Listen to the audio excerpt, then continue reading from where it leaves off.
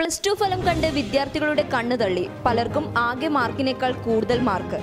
ബീഹാർ പരീക്ഷകളിലെ കോപ്പിയടികളും ക്രമക്കേടുകളും ബീഹാറിൽ പുതിയ സംഭവമൊന്നുമല്ല.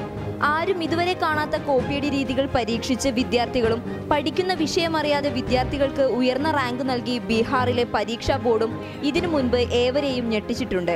പക്ഷേ ഇത്തവണത്തെ 12ാം ക്ലാസ് ഫലം പുറത്തു വന്നപ്പോൾ മുൻ വർഷങ്ങളിലെ ക്രമക്കേടുകളെല്ലാം കടത്തിവെട്ടുന്ന റിപ്പോർട്ടുകളാണ് പുറത്തുവരുന്നത്. പരീക്ഷ എഴുതാത്ത വിദ്യാർത്ഥികളെ വിജയിപ്പിച്ചും ആകെ മാർക്കിനേക്കാൾ കൂടുതൽ മാർക്ക് നൽകിയുമാണ് ബീഹാർ സ്കൂൾ പരീക്ഷാ ബോർഡ് ഇത്തവണ ഞെട്ടിച്ചിരിക്കുന്നത്. കഴിഞ്ഞ ദിവസം 12ാം ക്ലാസ് ഫലം പ്രഖ്യാപിച്ചതിന് പിന്നാലെയാണ് പുതിയ വിവാദങ്ങളും ഉടലെടുത്തിരിക്കുന്നത്.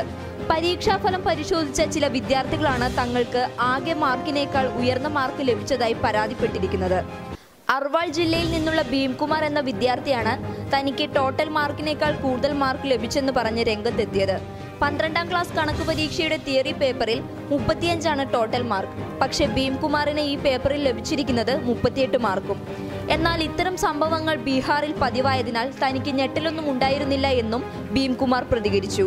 ഈസ്റ്റ് ചമ്പാരിൽ നിന്നുള്ള സന്ദീപ് കുമാറിനും ഇതുപോലെ കൂടുതൽ മാർക്ക് ലഭിച്ചിട്ടുണ്ട്. ഫിസിക്സ് പരീക്ഷയുടെ തിയറി പേപ്പറിലാണ് സന്ദീപ് കുമാറിന് 38 മാർക്ക് കിട്ടിയത്. ഫിസിക്സിന്റെ ടോട്ടൽ മാർക്ക് 35 ആയിരിക്കെയാണ് ഈ മറിമായം. അതേസമയം ഇംഗ്ലീഷിലും രാഷ്ട്രഭാഷയിലും സന്ദീപ് കുമാറിന് 0 മാർക്കാണ് രേഖപ്പെടുത്തിയിരിക്കുന്നത്. ദർഭംഗയിലെ രാംകുമാറിന് കണക്ക് പരീക്ഷയിൽ 35-ൽ 40 മാർക്കാണ് ലഭിച്ചിരിക്കുന്നത്. അതിനിടെ പരീക്ഷ എഴുതാത്ത വിദ്യാർത്ഥികൾ വിജയിച്ചതായും ചിലർ ആരോപിക്കുന്നു. വൈശാലിയിലെ ജാൻവി എന്ന വിദ്യാർത്ഥിയാണ് പരീക്ഷ എഴുതാതിരുന്നിട്ടും 12ാം ക്ലാസ് പാസ്സായത്. ബയോളജി പരീക്ഷ എഴുതാതിരുന്ന ജാൻവിയെ 18 മാർക്ക് നൽകിയാണ് ബീഹാർ പരീക്ഷാ ബോർഡ് വിജയിപ്പിച്ചിരിക്കുന്നത്. പാട്നയിൽ നിന്നുള്ള സത്യകുമാർ എന്ന വിദ്യാർത്ഥിക്കും ഇതേ അനുഭവമുണ്ടായി.